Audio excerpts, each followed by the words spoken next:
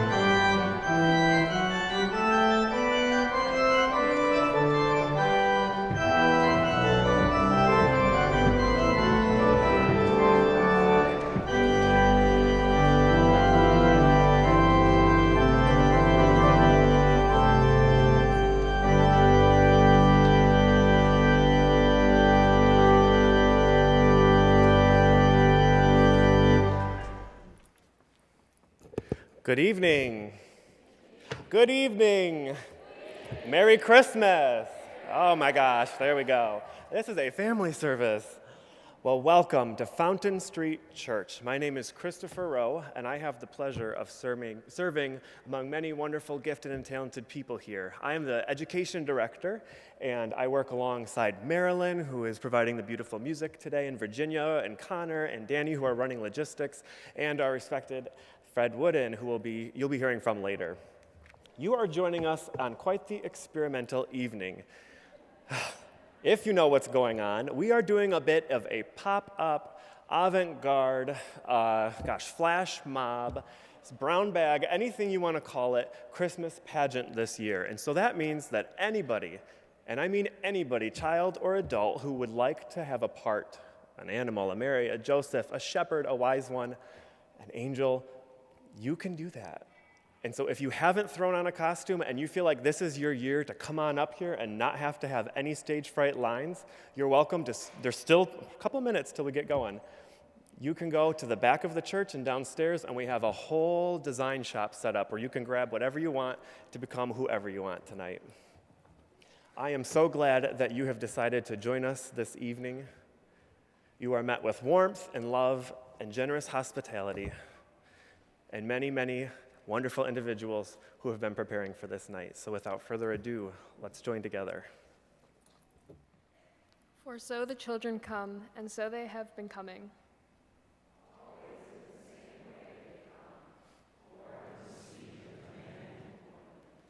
No angels herald their beginnings. No prophets predict their future courses.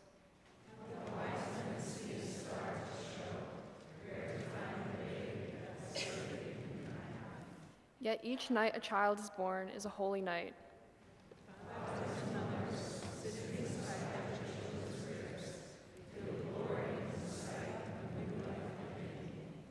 They ask, where and how will this new life end? Or will it ever end?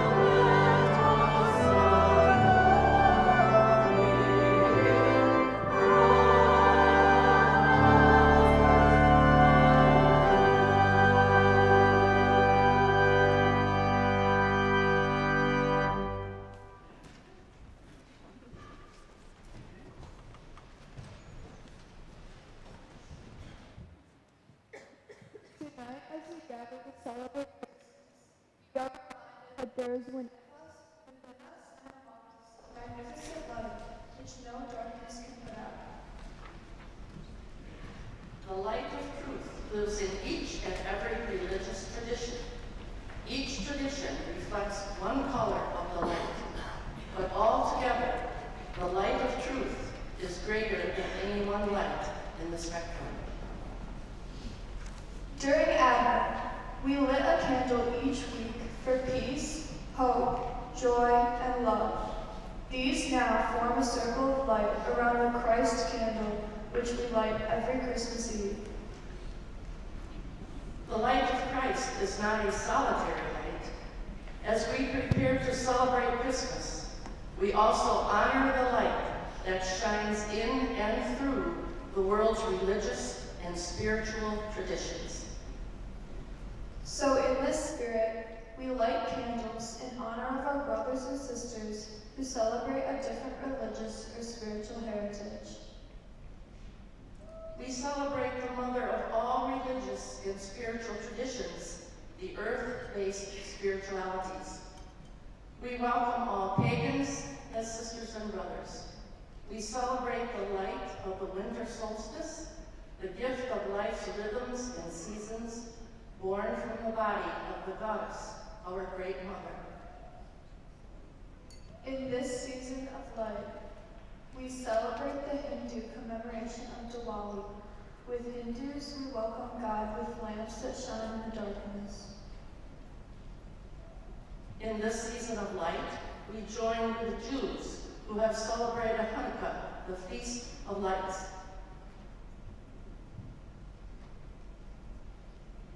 In this season of light, we join with Muslims who have recently completed the celebration of Ramadan, who through fasting have sought to see the inner light of Allah. With Buddhists, we believe the Buddha nature of every living being. May all sentient beings live in peace. Tonight we join with all people, religious and secular, believers and non-believers. We celebrate flame of the divine burning within, among and around us all. Tonight we recognize the magnificent diversity of language, culture, ethnicity, gender, and sexual orientation. Tonight we celebrate the one eternal light of life, living through us, one and all.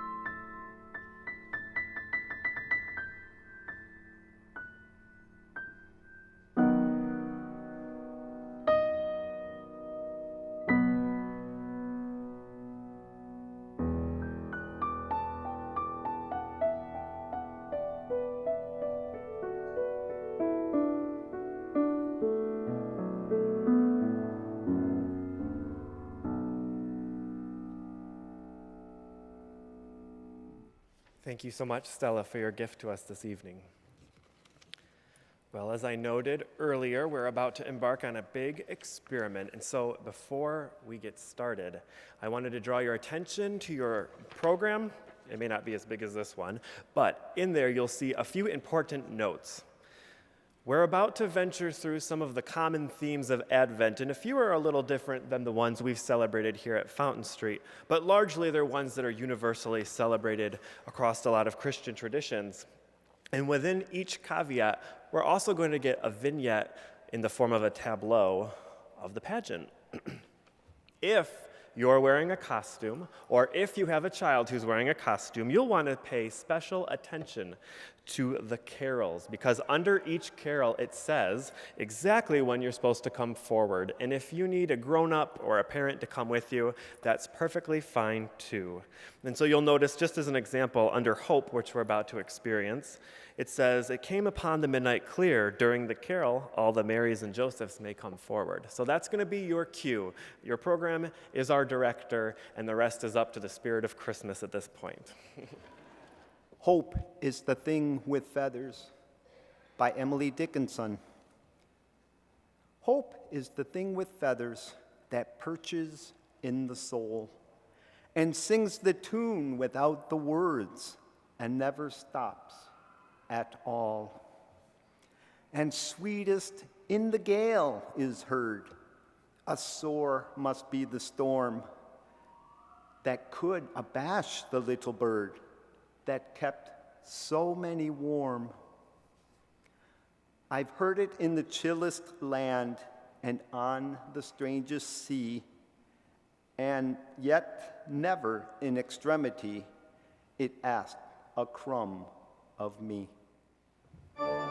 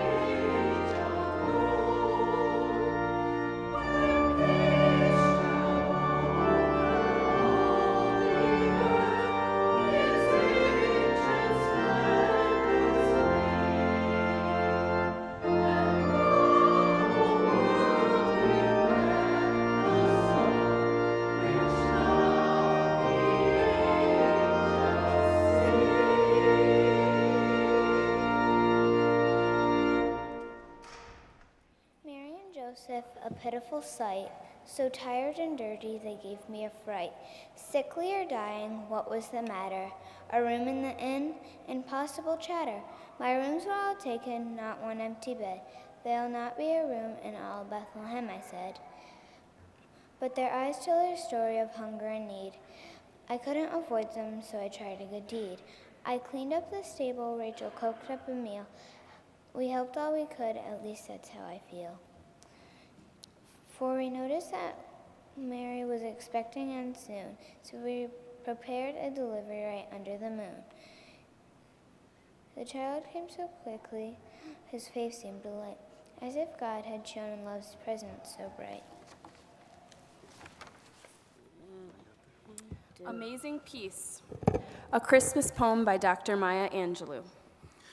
Thunder rumbles in the mountain passes, and lightning rattles the eaves of our houses. Floodwaters await us in our avenues. Snow falls upon snow, falls upon snow, to avalanche our unprotected villages. The sky slips low and gray and threatening. We question ourselves. What have we done to so affront nature? We worry, God. Are you there? Are you there really? Does this covenant you made with us still hold? Into this climate of fear and apprehension, Christmas enters, streaming lights of joy, ringing bells of hope, and singing carols of forgiveness high up in the bright air. The world is encouraged to come away from rancor. Come the way of friendship. It is the glad season. Thunder ebbs to silence, and lightning sleeps quietly in the corner.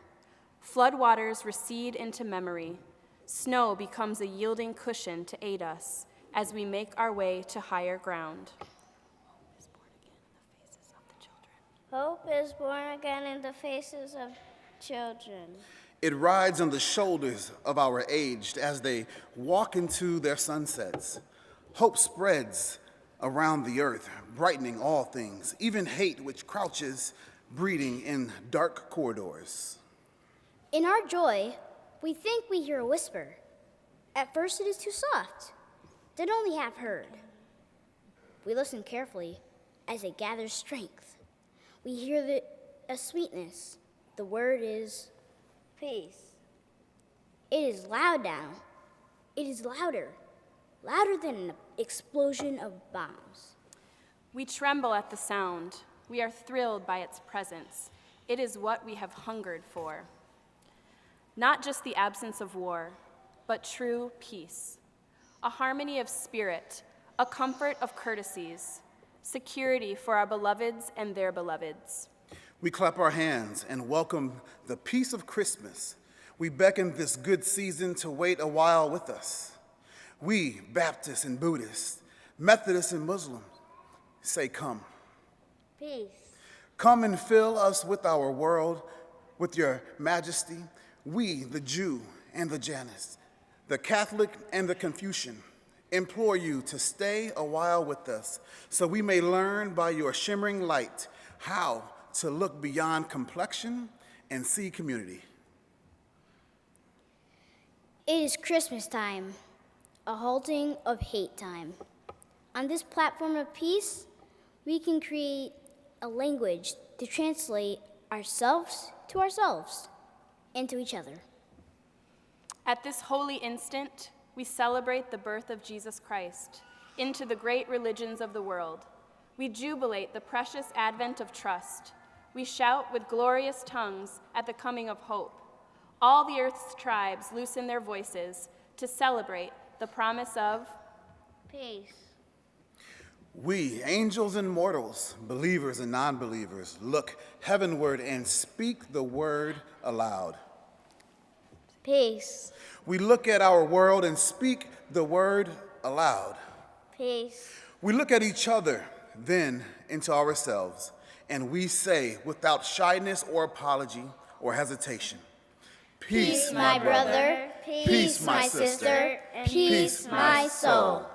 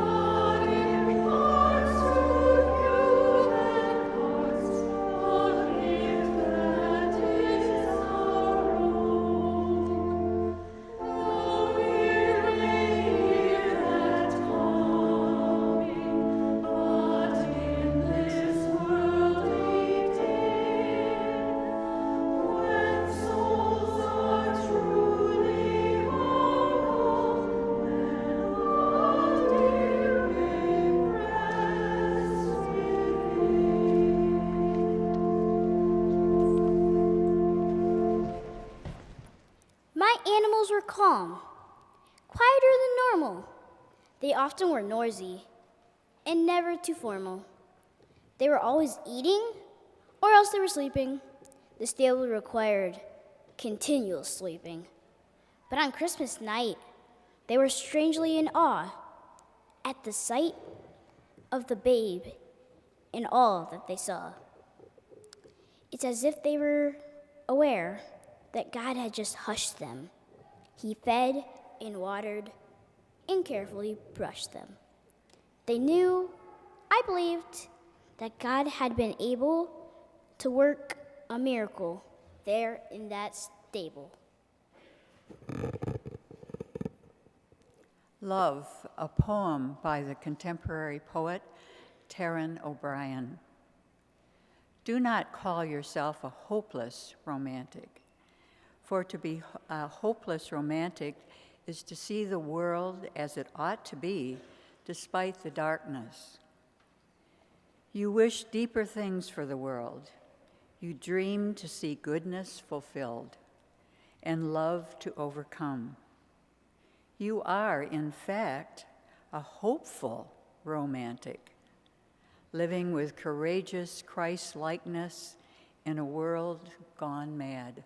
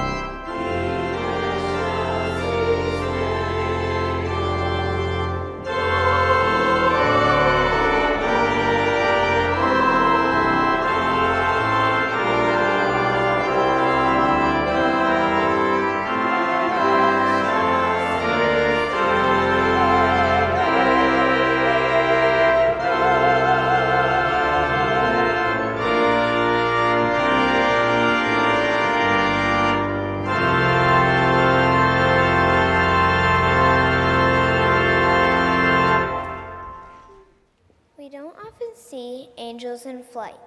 But in this Christmas story, they lit up the night. They appeared to the shepherds, and boy, were they scared. Angels, cried one, will any lives be spared? Are they here to destroy us? Is our time on earth up? Have we seen our last day? Have we drunk our last cup? But peace on earth, goodwill to all, was the angels' sweet song. That was their call. With a light show that dazzled all who did see, the angels hallelujah'd and sang out with glee. To Bethlehem's shepherds the angels directed to see the Jesus Christ, whom God has perfected. Go see love in flesh and follow love's ways, and you'll find Christmas joy for all of your days. The Modern Magnificat by Joy Cowley. My soul sings in gratitude. I'm dancing in the mystery of God. The light of the Holy One is within me, and I am blessed, so truly blessed. This goes deeper than human thinking. I'm filled with awe at love whose only condition is to be received. The gift is not for the proud, for they have no room for it. The strong and self-sufficient ones don't have this awareness. But those who know their emptiness can rejoice in love's fullness. It's the love that we are made for, the reason for our being. It fills our inmost heart space and brings to birth in us the Holy One. Bring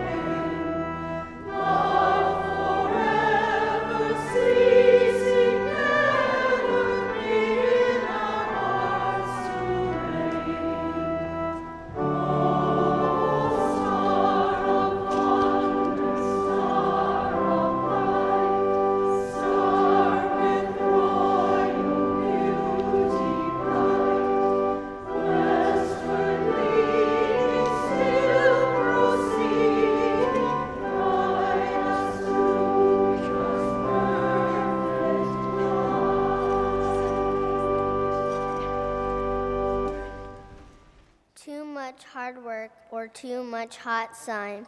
That's what they thought. That's how they explained. Perplexed and afraid, they loudly complained. But the angel's song calmed them, and then they believed. They rejoiced when they knew, and they were quite relieved. They went to the stable and saw the babe, so full of God's love, yet quiet he laid. And then came the wise ones, so stoic with might, to Bethlehem's stable, to the manger, strange light. They came bringing gifts to worship and love, praising God for God's wonders from heaven above. The wise ones were kings, and they knelt on my straw. It was the oddest of things that ever I saw. So still did he lay, as they watched him in awe, as the world experienced a brand new dawn. When you do a pageant where you take all volunteers, they tend to stack up on one side or the other. And we are well equipped with angels tonight. Angel people over there, I see some things you were waving along. Can we see a little bit of that action there? Wave it a little bit. All right, yeah, let's make this work, all right? Don't be a lame angel here. Come on, really work it, all right? And the reason I bring this up is that the word angel is a Greek word, and it's the same word that is that young man's name, Malachi, which is the Hebrew word for angel or messenger. And the reason I bring all that up is that I'm now making you all Malachis or angels as you wish, because your offering is a message. And how loud do you want that message to be? I'll tell you that our offering does not keep the lights on. It doesn't equip all these lovely angels and Marys and Josephs and shepherds. It doesn't provide for a single sheep, not one. What it does, though, is it goes back out into our community for people who are cold and need warmth, for people who are hungry and need food, for people who seek to learn and live a life of dignity, for those who are struggling to climb up steps that many of us find easy. So when we talk about your offering, it really is your angel moment, people. It is your Malachi moment. It is that time that you get to make a statement about peace on earth and all that good stuff. Because we'll take everything you put in, and someone tomorrow will be warmer than they are today. Some child tomorrow will have a book that will help them get through school that they didn't have today. Some woman who has a newborn will not wonder where the next diaper will come from. Did you hear the youngster over there who was crying a little bit ago? And I was hoping they wouldn't leave, because you got to bet that the little baby Jesus entered the world crying. And so crying is a permitted thing, but we don't have to make them cry. So let's keep the babies from crying more than they have to. Let's keep the people who are cold from being colder than they are. Let's you be the Malachi or the angel that you all had inside you, that you could be if you wanted to put on the costume and be up here, because you are all part of this pageant. Your offering, your angelic moment, your Malachi bit will now be most tenderly and gratefully received as we care for those who, like that little baby so long ago, needed all the help he could get. That offering will now be most gratefully received.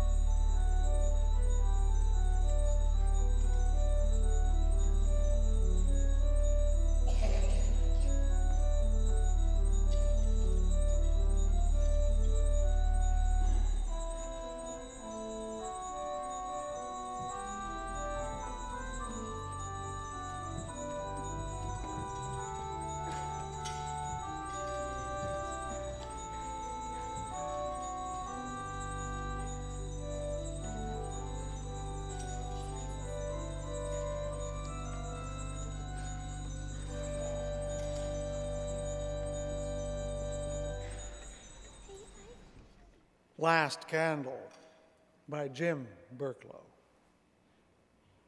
The last candle burns. The waiting's almost over.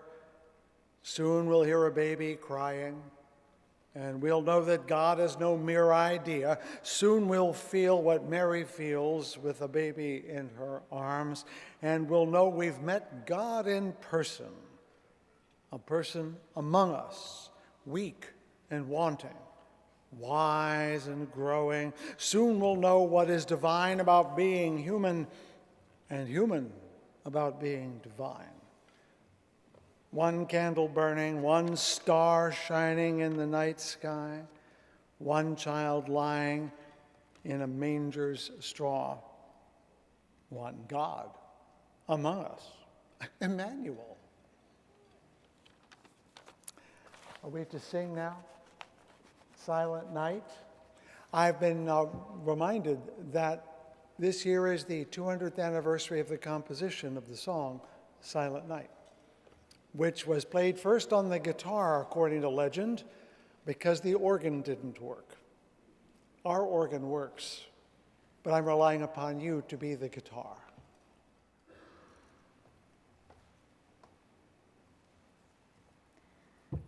'Twas the very first Christmas, and there in the manger, the Christ was born, it couldn't have been stranger. Shepherds saw angels, wise when a star, they came to see Jesus, they came afar. They knew he was special, Mary's newborn son. He came to the earth to love everyone. So now at Christmas, we all take delight in the gift of a baby that first Christmas night. In the gifts we receive and the ones that we give, let us never forget, it is in love and light that we live.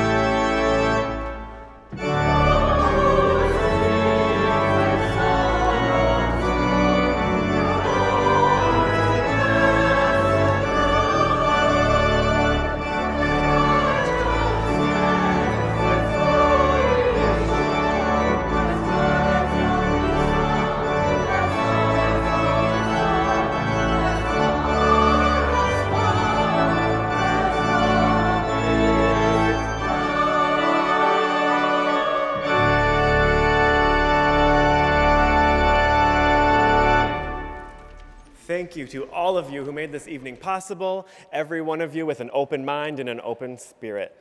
For the benediction this evening, I asked some of the character school students here at the church if they had any words, and the most overarching theme was, we hope you get lots of presents. And so, in that vein, we truly do hope that you get presents of hope and peace and love and joy in the Spirit of Christ. And so, with that said, may you also give it freely. Go in peace, and Merry Christmas, my friends.